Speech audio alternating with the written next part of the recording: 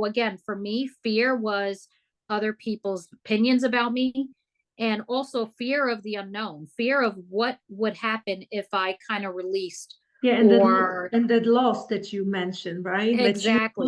That you will lose not only yourself, but you will lose everything else. Exactly, exactly. Right. And and when you're in a, and this is the other thing, when you're in a career path in a corporate environment, and I say corporate environment because I've been there and I'm there, it's hard. It's hard to release. It's hard to be your authentic self because you're always afraid of what a leader might feel about you or think about you. And I will have to tell you, many years ago, I had a leader that was leaving the organization. He was moving on. And he said to me, Steph, he goes, always be your authentic self. He says, because that is the value you bring. And I was still scared of being my authentic self because of the comfort level that I had with certain individuals. I wasn't comfortable with everybody.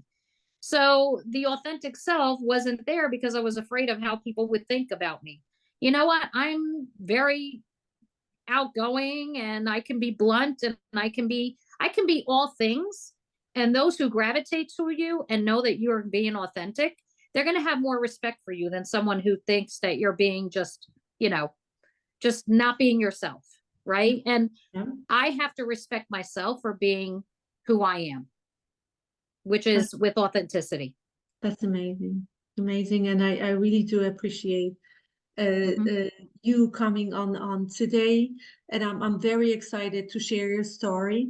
And Thank you. I appreciate it. absolutely, absolutely. And yeah, thank you so much, Stephanie, that for your time and for sharing what's so important for many people in the business, many people at homes, many people that's still fearing.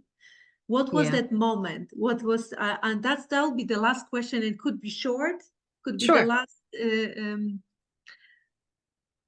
What had to happen? Like I asked you a little bit before, but what Mm. else had to happen to this moment that you was like already fed up? Like, no, this is, you know, Ooh, I think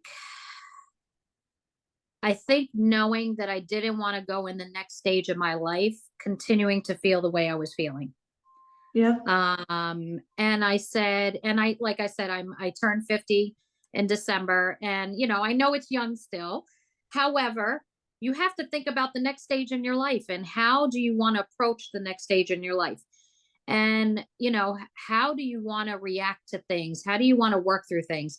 I just think I got to a point, and again, I had a traumatic, experience happen to me in the end of November that I think was the turning point for me when I started realizing that I was falling into depression. And, and I started saying, I have to make a change for me. I have to really put myself out there.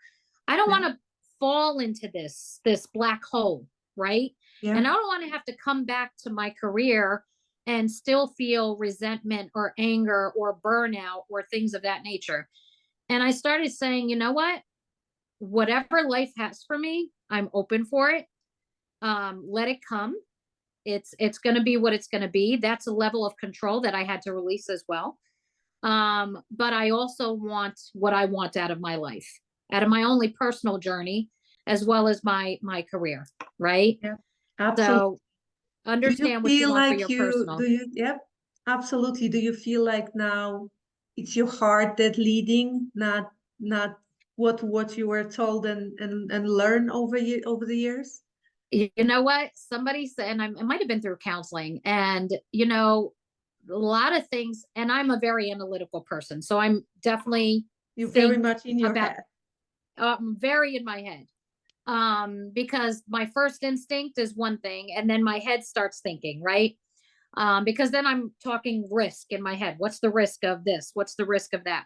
Which to a certain degree you should understand risks. But I think what a lot of us do is, and I did this, is that my first impression of things really is the spirit talking to me and telling me this is what it really is. And then I start thinking about it. And then I start getting into my head. and say, well, I don't know. I don't think I should do this. I don't think I should do that. We have to allow ourselves a bit of grace and understand that the first thought that you have sometimes, most times, is the actual what you should actually be doing. Because the moment you start thinking and analyzing, and not saying that it's because again, I'm a very analytical person, not saying you shouldn't consider, but always come back to the basics. What is it that your heart is telling you? And yes, your mind plays a part of that as well, but also listen to your heart. Because I get, if I say just listen to your heart, everybody's going to be like, oh, well, relationships. I listened to my heart. I got my heart broke. I'm not saying that. Your spirit's going to tell you what's right and wrong. You just need to listen to it. And it's not necessarily your mind telling you that, it's your experiences that you had in your life and what the spirit is telling you initially. And your heart's going to tell you that. Sometimes we try to ignore that. We ignore the signs, and they're right there in front of us, and we've ignored them because our first thought went out the window. Because now we started thinking of 100 other different things. So I do lead from the heart now. I think it's important. And yes, do I still have to focus on my journey, and I still have to tell myself every day I need to think for self and my heart, and I still need to worry about self-love and self-care? Absolutely. It is a job within self, but it's a good one. It's a good one to experience.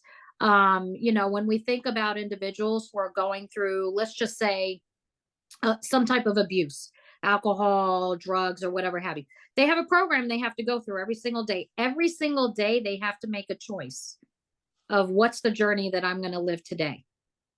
And you have to do that for yourself as well. You have to listen to your heart every day. And you have to say to yourself every day, this morning, hello, beautiful, hello, handsome, whatever you want to call yourself, and say, I'm going to listen to my heart today.